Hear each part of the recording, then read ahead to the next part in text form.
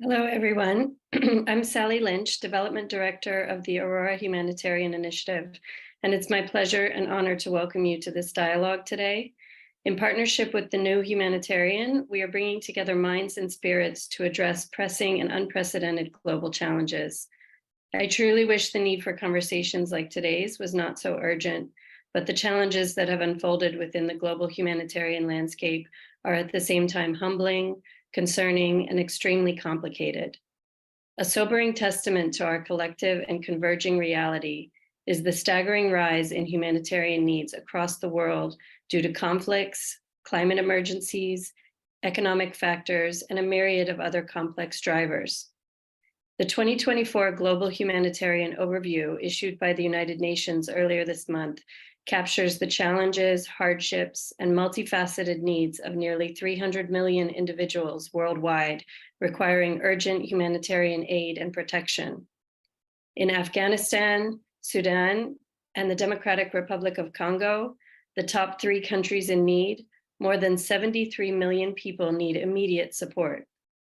We hold in high esteem the tireless efforts of 3 Aurora Prize laureates, Jamila Afghani, Tom Katena, and Julian Lesenge, who are working diligently each day to provide assistance in these countries.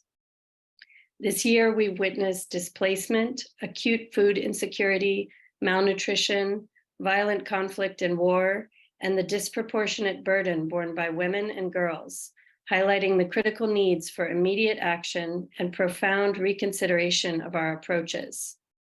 Despite industrious efforts, the needs have surged exponentially, stretching the resources, strategies, and capacities of the humanitarian community to their limits. The funding gap between humanitarian aid and urgent needs this year was the widest it has ever been. For all of you joining us today from many different time zones and regions of the globe, I want to emphasize that the heart of today's discussion lies in our collective commitment to rethink, strategize, and mobilize to find a way forward. In order to rise to meet the enormity of these needs, our humanitarian community must rally to unify around a focused, robust, and tightly prioritized response plan that requires more than $46 billion to assist over 180 million people across 72 countries. Humanitarian action must be centered around acknowledging and amplifying the role of local and national actors, leveraging multi-sectoral partnerships, and ensuring people-centered, accountable, and inclusive responses while prioritizing humanitarian diplomacy to navigate increasingly challenging environments. I agree with the Undersecretary General for Humanitarian Affairs and Emergency Relief Coordinator, Martin Griffiths, who stated that this crisis serves as a wake-up call, emphasizing the need to share the responsibility beyond humanitarian aid.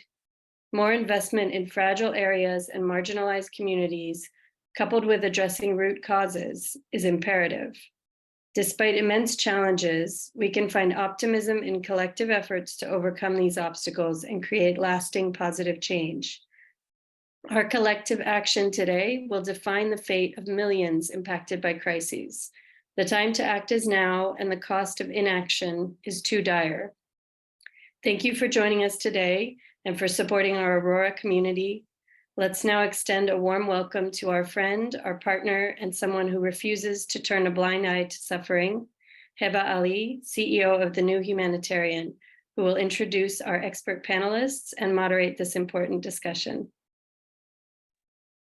Thank you so much, Sally, and welcome everyone. And also a hello to Rethinking Humanitarianism podcast listeners who will also be tuning in. That's a podcast that I co-host about the future of aid. And if you want more of these kinds of conversations, do subscribe.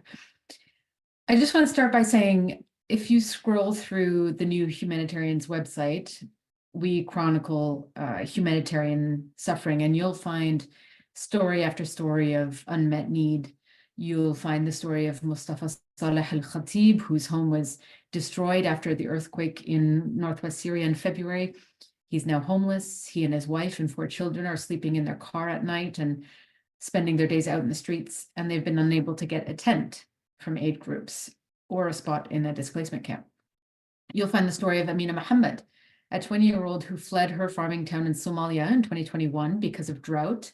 She walked for 2 days and 2 nights with her sick child looking for help. And a week after arriving in an informal settlement on the outskirts of Mogadishu, she still hadn't received any food aid. And we visited her a second time 1 year later, and her situation hadn't changed.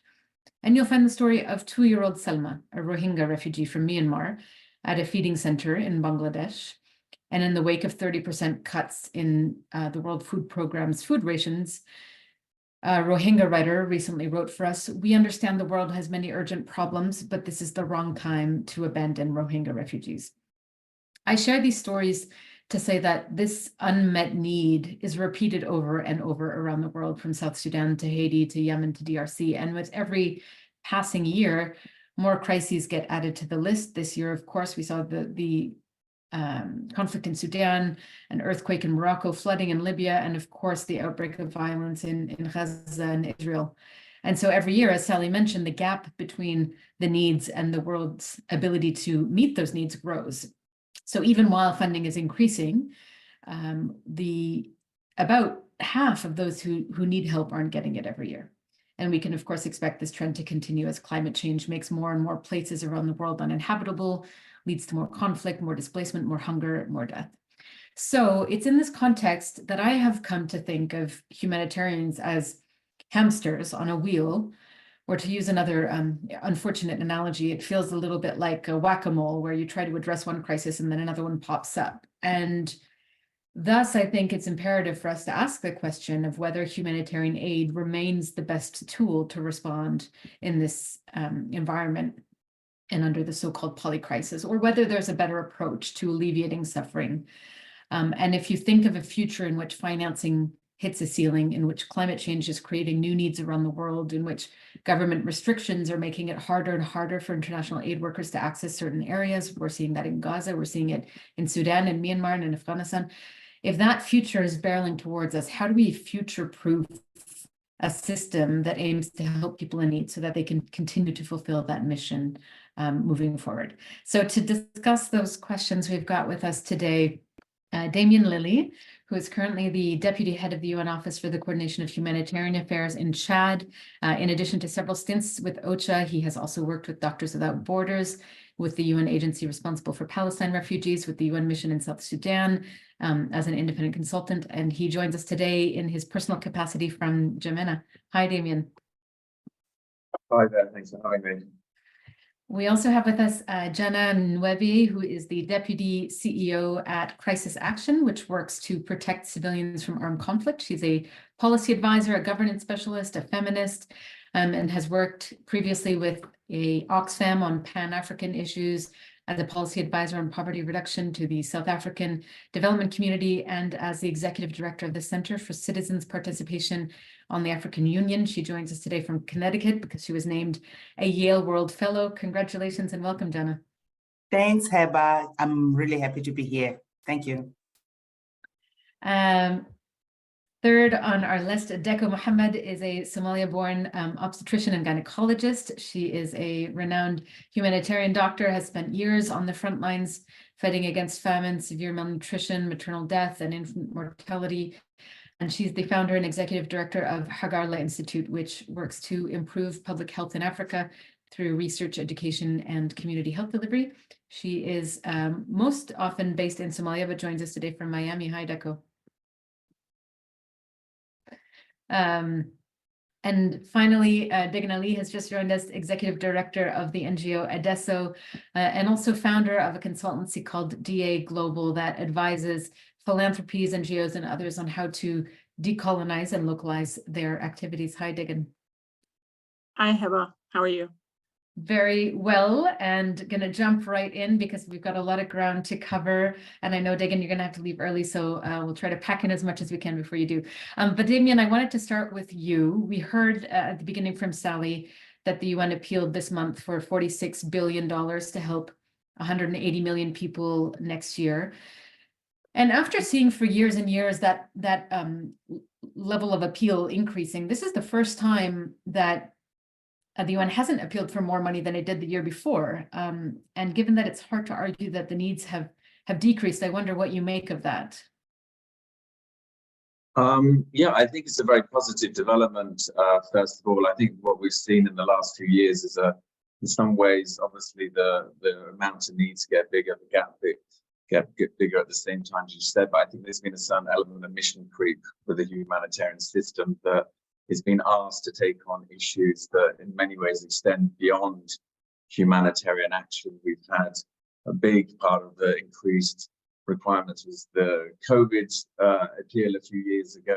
We now have the elements of other health crises. We have obviously climate change getting bigger, but we also have things like economic crisis that suddenly in Sri Lanka and other places that have given rise to humanitarian needs. And I think the question needs to be asked, do all these crises, important as they are, really represent humanitarian crisis? And I think there's been an effort to really narrow down on what is really meant by humanitarian crisis. There's also been an element of development, chronic problems, structural problems, in protracted crisis in these appeals getting larger and larger, and in many ways humanitarian agencies substituting the work of other agencies, particular development actors who are risk averse to work in many of these contexts. So I think there's been a realization this is in many ways it's a turning point. And it has, as you said, it's the first time, I think, 10 years there has been a reduction. There's been a much more stronger emphasis on boundary setting and really narrowing down on what is really humanitarian need. Now, as you said, at the same time, we know the number of IDPs is increasing. We know that the number of people in food insecurity is increasing. So it's not that the problem is suddenly got easier. It's just that I think the humanitarian system has had a more stronger focus about what it can do, and I think that's welcome. It's better to try and focus and do something we can do rather than endlessly going on in a situation where we have unrealistic expectations. It speaks to a piece that you wrote recently in the Humanitarian Practice Network blog that was called "Humanitarian Action is the Answer to Fewer and Fewer of Today's Humanitarian Crises." So I'd love if you could help unpack that. If humanitarian action is not the answer, and that, as you've just said, it should, have a narrower remit, what is the answer to these humanitarian crises? Yeah, so I think I wrote that article basically with this realization. I think if the current or the previous trend, if the trend continued, we'd reach $100 billion required by 2027. I think for all of us, that is kind of unimaginable. And the system, how it's designed today, large international agencies going into countries, establishing themselves in crisis, is just unable to be able to respond to something of that magnitude. And I think when you look at it more and more, the proportion of actual humanitarian assistance or humanitarian aid in this crisis is quite small. It's what is not, in some contexts, it might be far less than, say, development assistance or now climate financing. So I think once you realize actually, we're just one part of a smaller problem, and we're one part of an ecosystem of different actors that are each playing their role, it's better to look at the entirety of all those actors together and to see how they can respond. So there's clearly is still a place, and we're seeing now in Gaza, and we've seen, the Turkey earthquake, when there's quick onset crisis, there's clearly a role for this very agile humanitarian system to move in and provide response. But in many other protracted crises that are going on for years and years and years, with added dimensions of climate and all these other issues, I think we need to look at the system and say, is it best just to work in that kind of way, which I don't think it is. And what would be more effective if we looked at the sum for what humanitarian organizations are able to do with development actors, with peace actors and others, and look to redesign a system that clearly goes into these places and works in a far more joined up way, a far more unified way. Now, this is clearly happening. It's not to say that it isn't. We all know about the nexus and the approach to that and others, but I don't think it's happening in anywhere near the same way, that it could be. Now, this isn't going to magic away the funding shortfall. It's not going to, but I think it would be a more effective way of providing aid and support to these places. And in that sense, it would hopefully indirectly manage some of these unimaginable kind of funding issues that we're now seeing. I want to turn to you, Janah, because Damian's talking about different players in the system coordinating more with one another and working more holistically together. I think Israel's bombardment of Gaza, before that Russia's invasion of Ukraine, has raised real questions at perhaps a higher level about the quote unquote system's ability to respect the norms that are meant to guide the conduct of war, and the multilateral system's ability to prevent and resolve conflicts in the first place. What to your mind needs to change, and in particular, I suppose the balance between those who are working to respond to crises versus those who are or should be working to prevent them? Thanks, Heba. I really definitely want to build on what Damian is pointing out, which I'll paraphrase it in my own words and come to what you were saying, that what is said is, it's not that there is less need, but rather, yes, a refocusing on what humanitarian agencies can do, but what the issue is not that there's less people in need. We are not having the capability to help those that actually need help. And that is the crux of the problem. And for me, to answer your question, it's really set up in the current multilateral system that we have. I think more and more of us are calling for a reformation of the multilateral system we have, because we are not seeing it adequately responding to the needs and the issues that the world is facing today and that populations are facing today. And indeed, the numbers that we see in the overview report that was published recently and the point that Damian is making, I think are a great illustration to that. And the calls really for me of not just reforming the UN Security Council, which I think is now a more topical and a lot more acceptable agenda issue, it's really the reform of the UN system overall. It is something that I'm really hoping that, you know, is taken a lot more seriously, because we are not seeing a capability of the current systems, not just the UN. I will also even throw in, for me, sitting and observing, and as a student of the African Union, the incapability of the African Union to also use its organs and institutions and systems to respond to the challenges that we are facing on the continent. When you look at even the current conflicts that are grappling headlines, the Israel Palestine situation, Ukraine, Sudan, and DRC, and many others, you are actually seeing that the norms that got adopted post-World War II of rules of how we can engage in conflict are actually now not being observed. You can grapple to think about which countries in the world today can you say are true champions of the international norms that we've adopted of how we conduct ourselves around the world. You cannot, because we've seen double standards in how those norms are actually being practiced, or in how the UN rules are actually being evoked. And so, yeah, I think I'm right now a loud advocate of significant reforms in our international system. Towards what, Janah? What would you want that reform? What would the result of the reform look like? I mean, beyond the more efficient, more capable institutions, because I really believe that we still need a multilateral system that helps all of us around the world figure out how to live well together. What I would like to see, though, is a departure on this continuous focus on investing in war.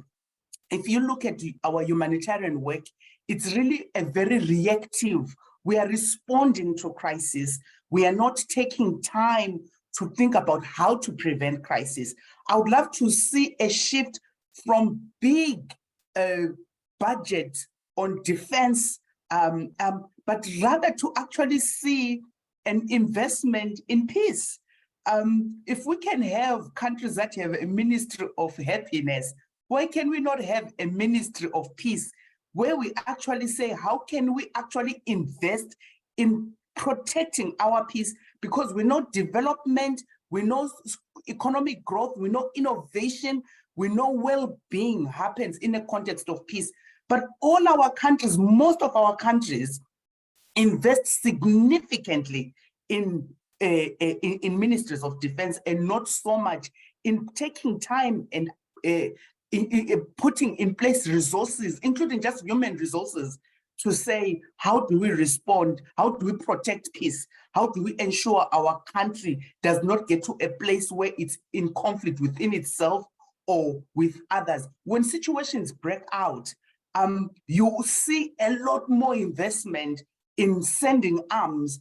But tell me right now, if at the Pentagon there is a fully fledged department that is thinking, how can the US support Ukraine, stop the Ukraine war? How can we help Israel, you know, and the people of Palestine get to a place of peace? The comparison of resource investment is significantly different, and you can then take it to all other situations anywhere else in the world. You know, there are countries like Costa Rica, like Iceland, they might be perceived as small, but I feel they've done radical things of ensuring that they don't even have militaries, armies in their system. I think we need to see a world that's shifting a lot more to that, and a lot less on investing in war. I have to say that one of the things that came to mind when you were talking about ministries of peace is that the government of Ethiopia created one, and then look how that turned out. But point taken more broadly, and you mentioned the reform of the UN Security Council as one of the ways in which the multilateral system needs to change and might be more capable of moving towards. Degan, you have been on this quest to decolonize aid, and as part of your definition of that, you've talked about reimagining the entire global governance system in ways that are slightly different than what Janah has just described, and more at the level of, the inequality that allows or that leads certain countries to be in need of aid in the first place. So can you walk us through what a different model would look like that would help us get out of this trap of continuously rising humanitarian needs? Thank you, Heba. I think we have to take a step back before we talk about what is needed. I think our analysis should be, we should have a common understanding of the problem. And while I agree with everybody what they have said, I think where I differ is that I don't think the reform of the system is really needed, or I don't think that how action takes place, how humanitarian action is where the problem lies. What I didn't hear enough is this understanding that the reason why we are in this situation is by design and is intentionally political. And we don't want to talk about the politics of the architecture and development and why there's conflict. There is a reason why what is happening in Palestine continues to happen, and we talk about it every few years when Israel decides to mow the lawn and commit genocide. It's accepted, it's part of the UN Security Council veto power. And the understanding, the unsaid thing is that Palestinians are supposed to pay the price for the sin of the Holocaust. And it's an unwritten thing that the Europeans have all agreed amongst themselves with the Americans. And who started the structure? Who put together the structure? Some of the worst actors in humanity. This is not a new thing. This is historic.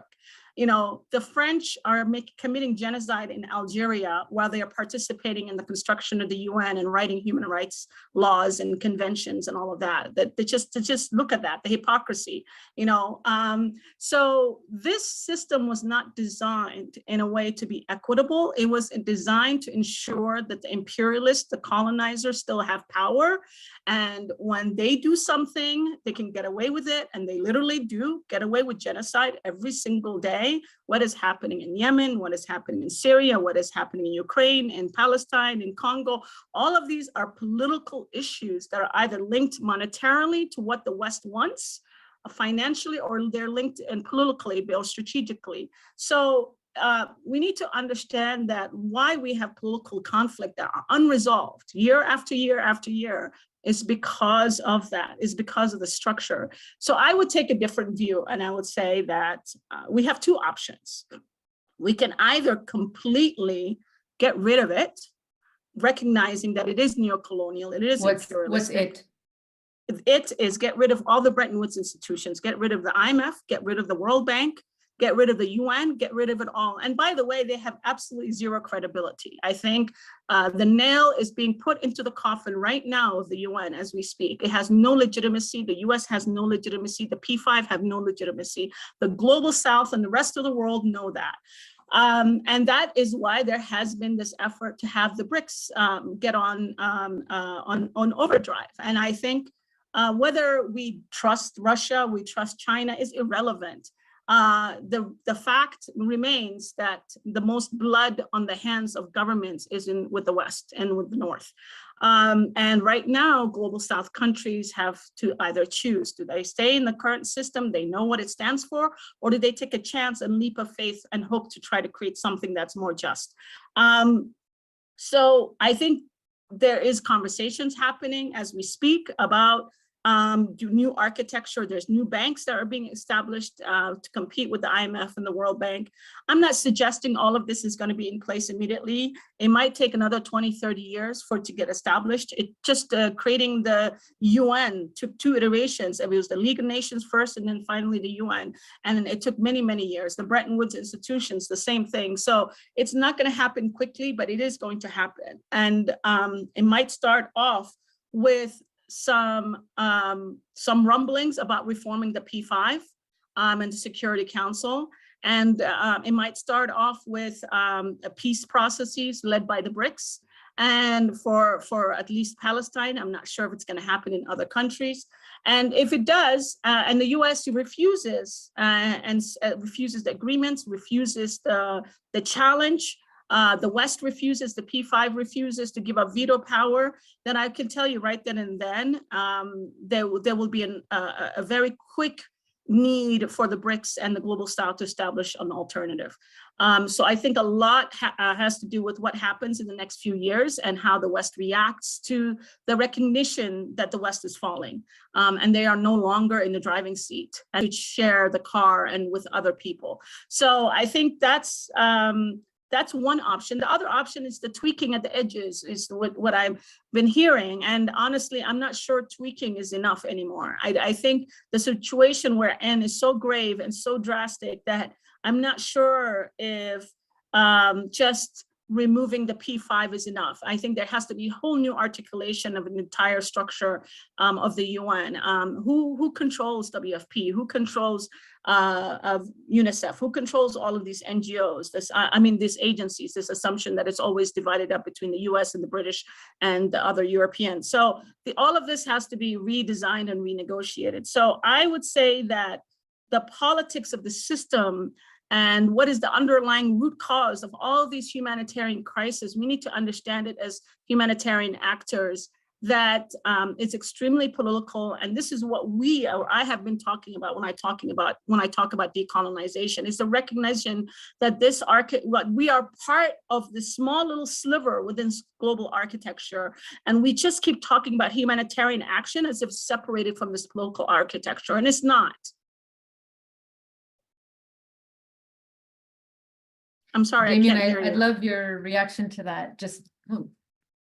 I hope you can hear me now. Sorry, I was saying, Damian, I'd love your reaction to this notion that actually the reason that all of these conflicts continue and all of these needs on the humanitarian side are rising is because of an architecture, including the one that is inherently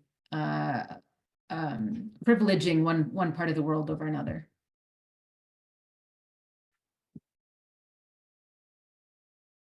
Sorry, is that to me? Yes. Sorry, there's a second. Yeah, I mean, I would agree with what others are saying, in so much as the multilateral system is facing a severe problem at the moment. But I believe that we need to reinvest in it, and I think we need to find other ways. Certainly, UN reform is part of that, but I don't think that we can kind of give up on all these multilateral institutions and ideas. What will replace it is, and what we've seen in many of these conflicts now, is just other powers, other countries stepping in, and I think that's even a more testing situation if we find ourselves there. I think in terms of going back to the humanitarian needs and how this plays out, is that we have an extremely unequal division about where resources go. We've had this appeal launched, and we know that it will be political determinations about where money ends up. It won't be necessarily where the need is greatest, and I think that needs to be changed. I think the donors that are giving, and it's a certain small number of donors that do make up the lion's share of it, are providing to Ukraine, providing now, what we're seeing in Gaza and other places which clearly are very much in need. But we have other places, Myanmar, which are almost forgotten, and where there isn't in any way the same level of attention. We have a system where there are donor conferences which are just launched on particular countries to try and mobilize sudden attention, which makes the headlines for a few days, but isn't a very reliable way for anyone living in these crises to depend on receiving assistance. There should be a much more of a way that when this appeal is launched, as much as possible money is put in a common system that is then allocated based on where the need is greatest. It sounds quite idealistic, but we're far from that. I think that we wouldn't be beholden to many of these political concerns that others mentioned. I wouldn't even argue it's idealistic, in the sense that we have seen models like that where the Global Fund or others that are more along the lines of a common pool of money, and there's been a whole push now for the notion of global public investment, where again, a more predictable way of financing global goods that is less politicized. So I think. Hey, but can I just interrupt here and just say, if you talk to every single person who's in a refugee camp, or people sitting in Gaza waiting for humanitarian aid to come in, or Yemen or Congo, none of them would say the priority would be to get us more assistance and fundraise more money. All of them would say, stop the abuse, stop the genocide, stop the harm that's being committed to us. And I wonder, honestly, I have a question now that just dawned on me as I was listening to you speak, about maybe the new vision about what could be created. There is a hugely diametrically opposed interests of the UN as implementing agencies who want to fundraise for these crises, who sadly, I'm sorry to say, act like vultures when a crisis happens.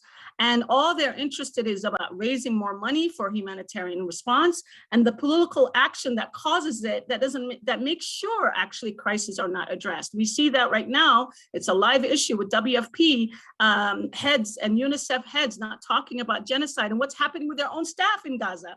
So I think there's a huge conflict of interest to be an implementing agency to a humanitarian response, as well as be part of the UN system that is supposed to be resolving global crises and taking political action. And you see that coming to a head in the place of Gaza, where the UN agencies are so interested. UNICEF head is very okay with raising more money for UNICEF, while at the same time not calling it a genocide. That is, to me, just the utmost symbol of hypocrisy, and so many things that are wrong in the system. And so I'm sorry, but I disagree with this idea that all we need is more resourcing or better understanding of how to make sure needs are met constantly. The resourcing for humanitarian response has been exponentially increasing the past 10, 15 years, but the crisis, none of them are getting resolved. Why? Because the UN does not have any backbone to hold the global north, the people who start many of these crises, accountable. Deqo, I see that you're back and that you're nodding. So I'd love to bring you in now. And I think Degan has raised one part of how one part of the reason that these crises continue for years and years. You're operating out of Somalia most of the time. That's another context where we've seen a crisis last years and years. What for you is the reason that these needs never get addressed and the way out, as we've labeled the topic of today's conversation?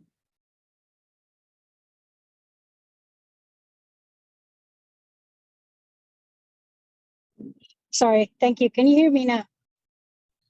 Okay. Oh, I'm enjoying. I would be happy to be audience and just to listen to you guys. All fantastic conversation. My point is, I agree with you 100%. But the main thing we're forgetting is it's a disconnection. OCHA can testimony for that. The more they make the cluster, the better the aid delivers, much better. So I think the miscommunication between all of us is the international NGOs, local NGOs, and government. If you want to deliver a specific change, it's not only for the aid. Aid is enough for first emergency thing, but next it has to be thinking. We should think how to develop better and how we can involve more. It's not only giving local NGOs some money, but building the skills, making sure they have the capacity to take over. And to solve one of the biggest issues, I'm a physician, and if we want to solve anything, we need to find a course route. And I agree with my sister 200%. The point I'm going to add that is we have to allow people to take care of their issues locally. International NGOs should not have any foot on the ground. We should solve it. They are good at fundraising. Let them do what they're good at. But let us have a capacity to deliver the services as who we are. Because the service I can deliver, OCHA cannot deliver, or any international NGOs. And secondly, we have to push our governments to have a sustainable system that can support me and can put a better system in place. Otherwise, I cannot work by myself. I cannot recover. No matter how good doctor I have, my organization works, I cannot feel the position of my Minister of Health. So my Minister of Health has to function. And that international NGO, again, and UN can push, because they are the one who's giving the funding, they can push the system to be in a place and uncorrupted. And one of the issues I have seen, the not political side of the issue, is the money side of the issue. While I was working in MSF, a lot of international on the ground, the money could, it's a business making machine, international NGOs. I couldn't print a car locally. And my car that I'm filling for my patient, international NGO, has to come from France and has to be shipped.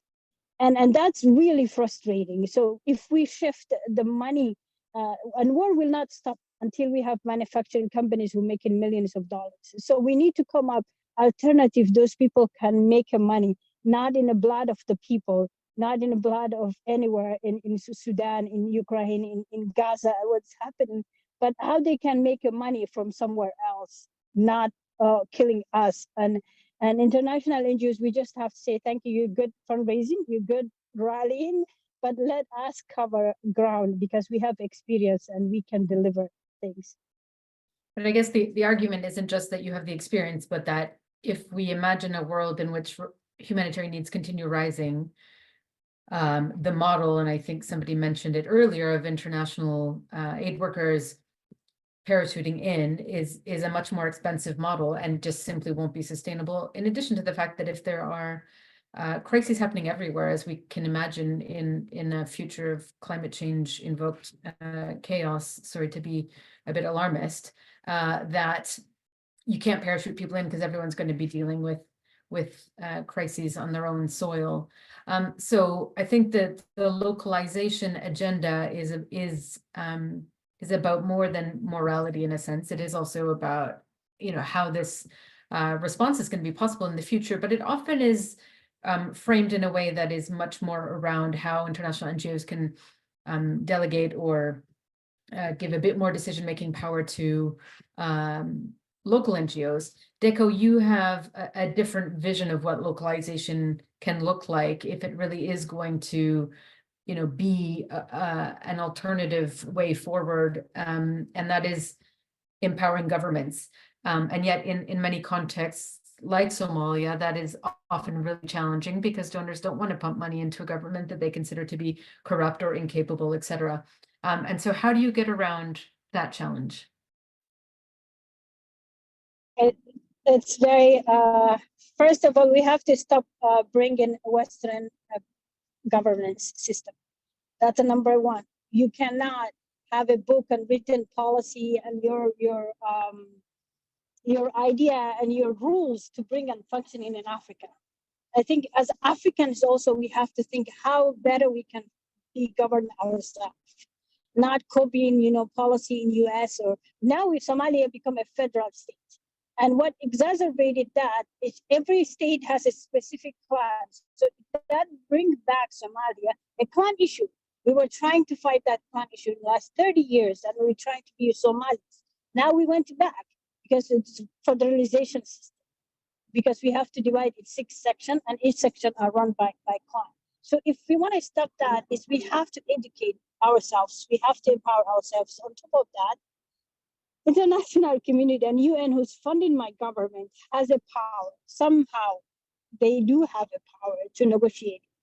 They do have a power to say, hey, we do not want corruption. If you want to bring no transparency, if you cannot communicate, if there is not even 30 years in Somalia, last 10 years we had a government, but there's no one vote, one person. We're still dependent on the parliament who's corrupted that you can buy them easily. If I want to become a president, for me, it's just having a couple millions. I can become a president in the country because I'm going to buy their votes, that should not happen. That should be one person, one vote. And we should have a so-called now, I don't want to even use that word democracy. It's overused and abused. So that's the thing we have to think. And build their capacity. Again, we need to build local governance capacity. Because what I have seen in COVID, when I tried first time closely working with the Minister of Health and Prime Minister and Minister of Foreign Affairs, they were trapped in that place and the seats. They didn't even realize the power they had, and they couldn't even deliver a basic test of COVID because they didn't even know the steps to take. And it's very sad. It's very sad to see a whole system is not in a place. And they think I have to be here symbolically because I'm from this clan, I'm from this state. So there's a multi-level working. It's like building their technical skills, stopping bringing us the Western ideology of governance in ourselves. We need to come up with a way to govern ourselves. It can be mind-boggling, I think, sometimes to come into a conversation that is about humanitarian needs and end up talking about colonialism and the Security Council and corruption. But the reality is, I think all of you have said it in one way or another, that is where the answer lies if these needs are going to be, gotten back under control. So Janah, I wanted to come back to you with a question from the audience, actually, linked to some of where we started and some of your comments. And this is from Sarah Goldsmith, who talks about the kind of limited successes in implementing high-level or UN-type international fora gathering. The kind of reform that happens at that level hasn't had huge change. And she asks, does the humanitarian system have a chance for improvement, or should we just accept the limits and just be happy that at least some people in need are saved and helped? Oh, no, I don't think we can be comfortable with what is currently the system and the case. And I think in light of the comments that we have all made, actually, it sounds like we are all speaking about different things, but we are actually all correct and right in my view. The issue is, I think if we listen to all of us, we're actually basically saying there's broken trust. We don't trust the UN. There's mistrust and distrust between the global south and the west. There's trust and mistrust between donor countries and recipients. I think Deqo is showing up between NGOs and local organizations. And so for me to come back to the issue of reforms, because again, I am quite, I do believe we still need a place where all of us in the world can come and agree on just the basic ways of living with each other and sharing this limited resource called planet Earth. And so I think we still need that platform and that space. All I'm saying, and I think in some ways we are all saying, currently designed and operating is not working for any of us. And that's why I would argue for reforms. And I would say that for me, what I'm arguing around the UN reforms is I see it as an initial step that will ripple into all the other systems and mechanisms and institutions around the world. But we do need some sort of alignment and agreement at a global level and reorganizing there, which will ripple into all our other operating systems, because all our other operating systems at the moment actually have been designed in response to the global mechanisms that are in place.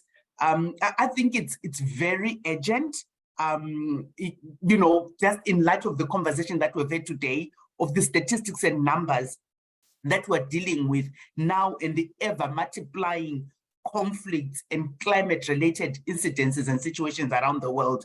This is ever more urgent to today. And just to maybe underscore one point that I really agree with what Deqo is saying about localization, I really believe it's also a way that will help reduce the resources that are required to deliver aid. At the end of the day, it would be much more cost-effective to work with national actors to be the primary drivers of how aid is delivered within contexts and situations that is required, compared to the system where we have seen where we fly in from somewhere in the world, bringing in everything and so forth and so on. So in a world of limited resources, that's definitely a part of the future architecture, whatever it will eventually look like.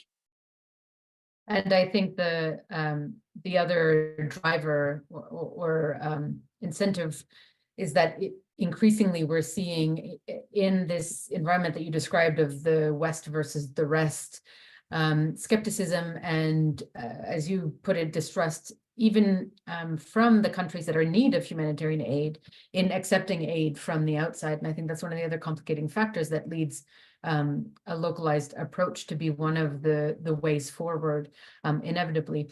If Degan had to leave, and it is her style to kind of drop a bomb and then walk out of the room, but if she was here, she would say that I'm moving the conversation back towards the tinkering around the edges rather than the fundamental change. But I wanted to come back to you, Damian, with a question from another member of the audience, David Yarichi, I hope I've pronounced that right. And he says, in a world facing multiple crises, how can humanitarian organizations adapt to ensure flexibility and agility in their response strategies? And it reminds me of a notion that you introduced me to, Damian, around crisis response, meaning that, you know, there might be a humanitarian crisis, yes, but the response to that crisis might not be bags of rice or tarpaulin, but rather, you know, debt relief might be the thing that country most needs in that particular situation. So can you talk us through this notion of a broader crisis response, and how humanitarians can be a little bit more agile in what they consider to be an appropriate humanitarian response? Yeah, I mean, maybe just to understand the question, I think, you know, agencies do run around like headless chickens from one crisis to the next. They see the news, they move in, they try to play their role. And I think linking to what was said about localization, on the one hand, you know, what we see in many countries now is a rejection of, you know, aid. We've seen, you know, UN missions now finished in Mali, in Sudan, it will happen soon in Congo. Places like Myanmar and others, you know, it's only through local actors that, you know, can respond in many of these places, which is positive for local actors. But going back to the question, of international actors. The problem that localization is not moving forward is that it's the same organizations that are competing for the same resources. And you have to picture some of these big agencies who are facing reduced budgets, who are going to have to lay off staff. They have no incentive to pass over funding to local organizations. Their primary responsibility is to pay people's salary at the end of the day. And I think that's, that's holding it back. So this notion of, agencies running to the next crisis, running to the next response in terms of chasing the money, it is a business, as somebody was saying, it is a market, and they are acting in this market. In some ways, we need to remove those kinds of incentives, provide much more flexible funding to agencies that they can enable to operate like that. I did a evaluation of IOM. IOM relies on 95% project funding. No wonder it doesn't have an ability with resources, core resources, to decide where the needs are greater. So I think from a humanitarian agency point of view, they need to be supported with donors with far more flexible money, far more unearmarked, where crisis is going, and then they can determine where they can respond to. The other thing, going back to what I was saying at the beginning, was that, humanitarians are always only going to be a very small part of the response. It would make much more sense if we put together what humanitarian agencies are able to do, development actors, and see that in a far more joined up way to how we could respond. One level of leadership, one level of plan, one level of funding mechanisms. At the moment, donors feed this, fractured system, because they provide development assistance on the one hand, humanitarian, another new fund for this. All these new funds, again, are just a marketization of the system. They're selling, not many of these new funds are selling ideas, selling a way to mobilize money in the hope that we will raise more money. But the end is it just becomes more and more inefficient. It'd be much better if we would reduce, have much more simpler funding mechanisms. The Swiss government have recently merged their humanitarian development funding. We should have a principle when funding is given, it doesn't really matter if it's used for humanitarian, it's used for development. Most of the activities very much the same. So there should be a much more kind of flexible system where ideally the money be put together. We talk about not humanitarian response, development response, peace response. We just talk about crisis response. How do we deal with these situations in a much more joined up way? I think that's the way to go.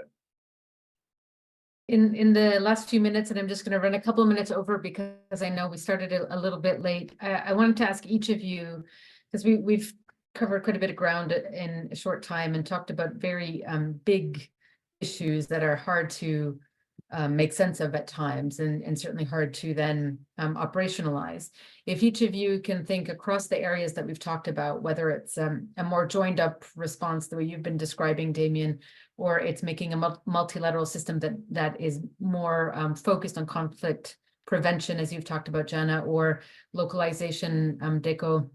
And for those of you who want to try to tackle Degan's comments around really a system that is designed to keep power in the West, what is either one practical step forward in that direction, or one example of success that you've seen towards that kind of approach that shows us how this can become reality? Because we talk a lot about what needs to change, but it's often hard to see how you can go about getting there.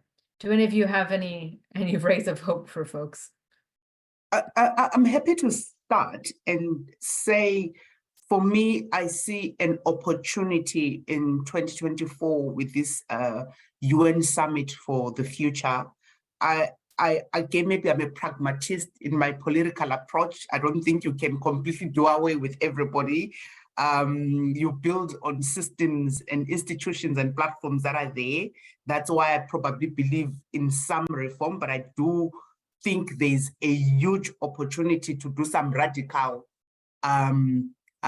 reforms and really change some systems and not just tinkering at the margins. I was really very, I was optimistic and felt sparks of hope with the recent UN vote, the UNGA vote on tax reforms, where your Western nations were going in one direction, but the rest of the world were like, hang on, we really need to reform this whole architecture. That's why I'm a bit more hopeful. And the opportunities that are being given by the UN for this Summit of the Future that's going to take place in September next year, I think there are a lot of regional dialogues on it, and I think that's where the UN reform agenda is also taking place. Different continents are coming up very vocal on the new UN that they would like to see. I know on the Africa continent, civil society is also being very vocal about the changes they want to see at the African Union. So I'm optimistic, and I think those are spaces where we can begin to continue, to really knock hard to shift structures and not just tinker at the margins. Damian, what gives you hope, or where have you seen reason to believe this change is possible? Yeah, I think we have to, as it's just said, we have to, still invest in the multilateral system. It's obviously imperfect.